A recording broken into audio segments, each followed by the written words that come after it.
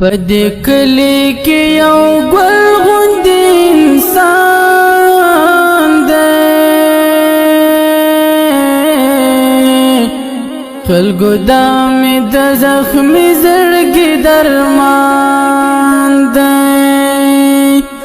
د یو بل تر څنګ چې اوس دی لکه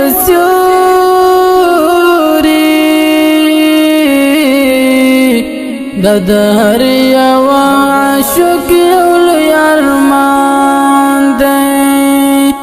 دا د هر یو عاشق یو لوی ارمان دی د ګلاب په څیر جانان په ما ګرانه د ګلاب په څیر جانان په ما ګرانه زد شمع بس لتا